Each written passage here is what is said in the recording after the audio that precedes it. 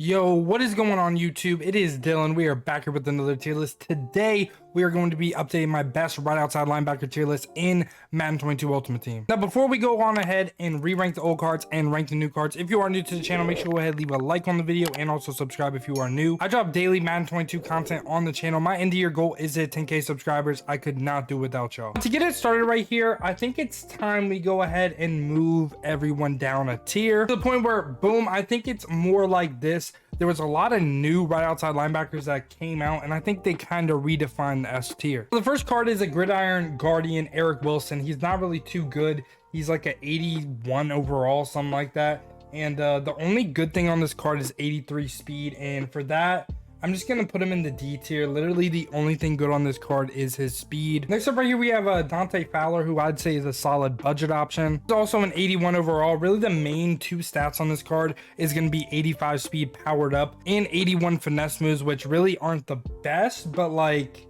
it's okay. But he does have 65 power moves, and with his traits, he has everything on yes for pass rush, so you do have to look at the power moves. I will put him slightly above Eric Wilson. I'll go ahead and put him in the C tier. He's okay. Next up right here, we have Milano, who is like maybe a slightly better version of Eric Wilson. So I'm going to put him in the C tier. Really, he's a speed point faster. He's going to be 85 speed powered up. Also has not really good man in zone, but has decent. It's in the 70s. He's like a coverage linebacker, but he really isn't too good. He's like okay, maybe. I'm gonna actually drop him down to the D tier. I really don't think he's too good. Marcus Golden right here is actually somewhat solid.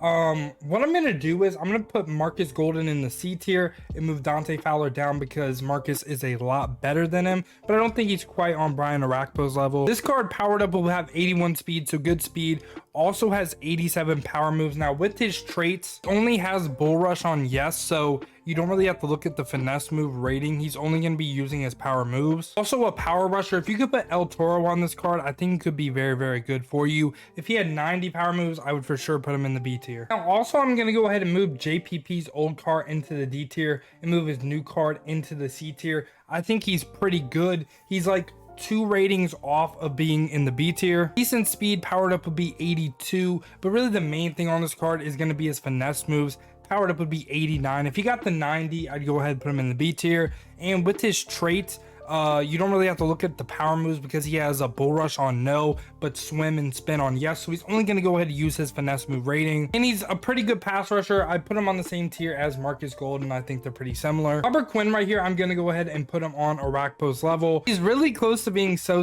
good. Powered up 86 speed. It's very low finesse moves, but his power moves are 90. With his traits, sadly, you do have to look at the finesse moves. It's a slight knock on him, but that 90 power moves is very, very good. He also has very good speed.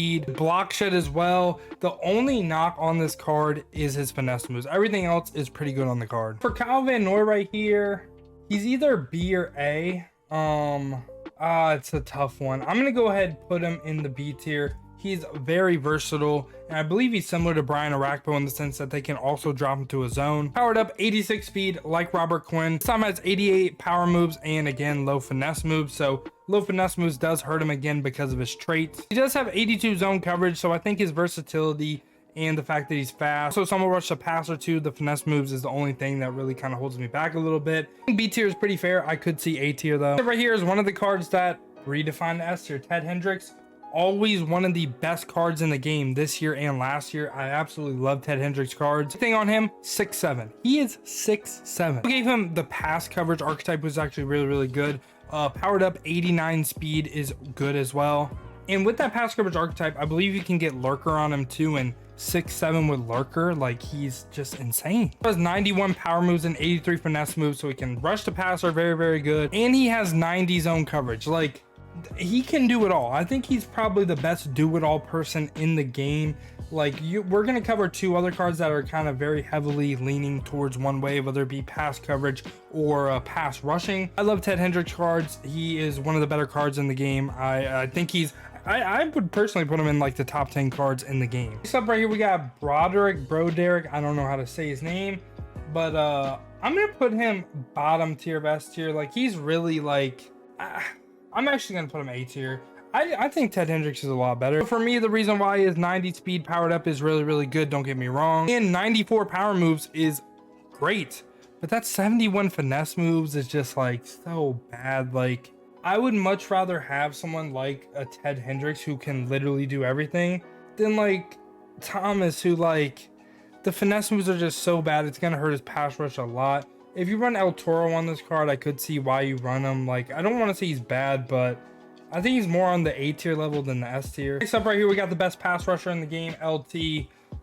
He's absolutely insane. So powered up will be 90 speed, just like Broderick Thomas, but he goes ahead and has 92 power moves, 92 finesse moves. You know, like, it makes a huge difference. The dude has every good trait in the game, like big hitter, everything you could ever want. Like, best pass rusher in the game. And also they gave him 72 zone, which isn't like Ted Hendricks 90, but if you need him to, he could drop to his zone. Wouldn't recommend it. I would want this dude pass rushing every single play. But like I said, I think he's the best pass rusher in the game. And for the final card right here, we got Ed Reed, outside linebacker. He is going to be S tier for me too. I think he's probably the best pass coverage right outside linebacker in the game. Probably best coverage linebacker in the game. Put up 93 speed, also will hit 90 change of direction. Can't rush the passer at all, so don't try to use them like that. 92 zone coverage, hits the highest tier in the game. Also has 90 hit power, the big hitter trait, and he's just, like I said, I think he's the best pass coverage linebacker in the game. And yeah, this is what my tier list is looking like now, boys. Let me know down in the comment what you agree with, what you disagree with. If you did say it and you enjoyed the video, make sure to go ahead and leave a like on the video and also subscribe. Appreciate y'all clicking on to the video. Hope y'all have a great rest of your day. But other than that, man, has been your boy Dill, and I'm out. Peace, y'all.